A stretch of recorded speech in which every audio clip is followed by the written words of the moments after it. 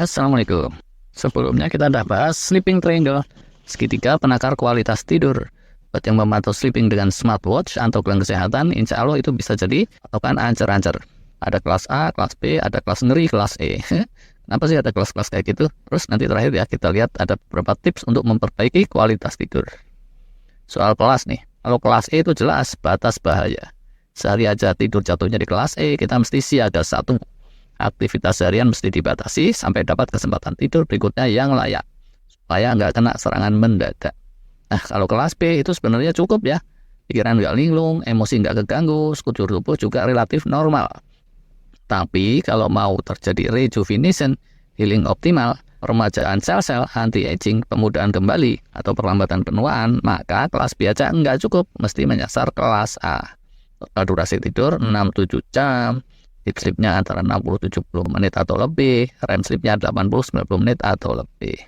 Dulunya saya itu sempat rada ancur-ancuran, ternyata nggak gampang tuh memperbaiki kualitas tidur. Gambaran ringkasnya seperti ini nih hasil pantauannya. Tahun 2022 saya udah rada mendingan, tapi rata-rata tidur masih kurang dikit dari 6 jam. Deep sleep juga 59 menit lah rata-rata, REM sleep 69 menit. Kelas B nih, walaupun nggak pas-pasan. Tahun 2023 saya coba lebih serius lagi dan mulai nemu beberapa trik. Tapi tentu saja nggak serta-merta ya. Januarinya gitu masih mirip sama rata-rata 2022. Februari 2023 malah anjlok. Durasi tidur 5 jam aja lebih dikit rata-rata. Kelasnya B minus, lupa tuh. Dulu itu ngapain sih sibuknya. Maretnya itu bulan puasa ya kalau nggak salah di terakhirnya. Kualitas tidur lumayan, bisa dibilang kelas AB gitu.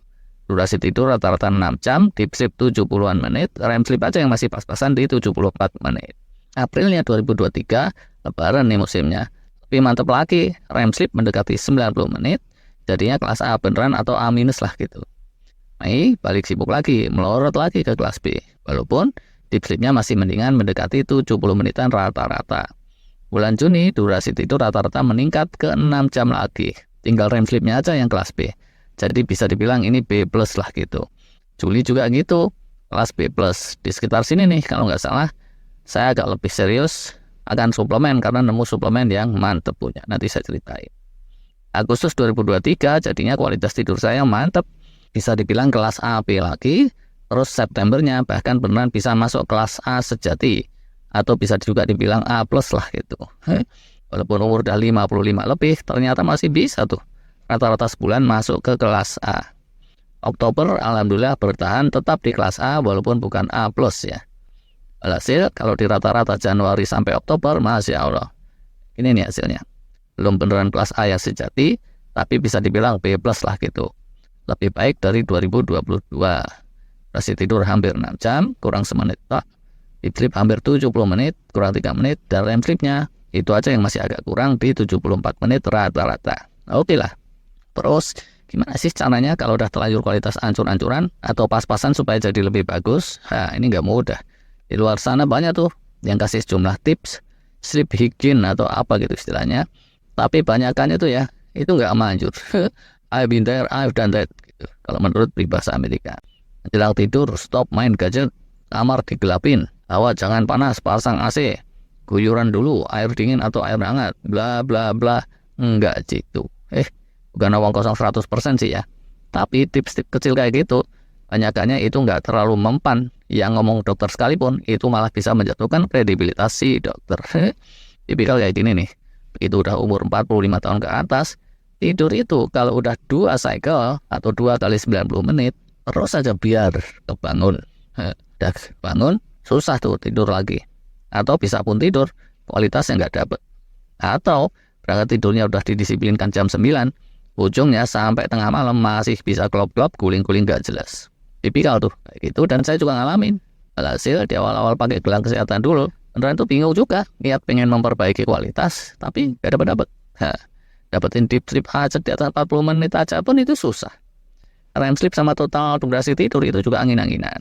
Padahal hasil cek kesehatan juga normal, aktivitas, pola diet, semua normal aja. Cari makin kesini baru deh ketemu beberapa jurus. Tentu manjur untuk semua orang, tapi silakan aja ditimbang-timbang. Terus pertama tuh ya, perhatikan aktivitas malam sebelumnya. Yang terbaik kalau malam sebelumnya bangun di waktu sahur. Itu akan mengikis rasa susah tidur pada malam-malam selanjutnya. Tips kedua, perhatikan aktivitas siang harinya.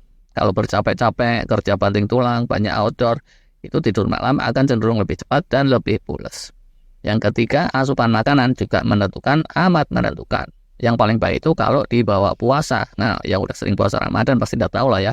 Kalau siangnya puasa, widih, jam 7 aja itu udah terasa ngantuk enak gitu. Nah, kalau udah fasting tetap aja kualitas tidur nggak membaik, cek lagi tuh. Bisa jadi fastingnya kurang benar atau ada kondisi tertentu. Yang keempat, persiapkanlah tidur malam dengan disiplin. Kalau kita sibuk kalau terus sampai jam 11 malam, terus mengharapkan bisa pulas jam 11 lebih 10 menit, ya susah lah bro. Yang kelima, cobalah pakai suplemen atau obat yang tepat. Untuk tahu tepat enggaknya ini mesti paham dulu apa akar masalahnya. Ada kemungkinan masalahnya jantung paru, atau di kepala, pinjol gara-gara kejedot, atau ada masalah pain. Kalau kayak gitu ya agak panjang sih ceritanya.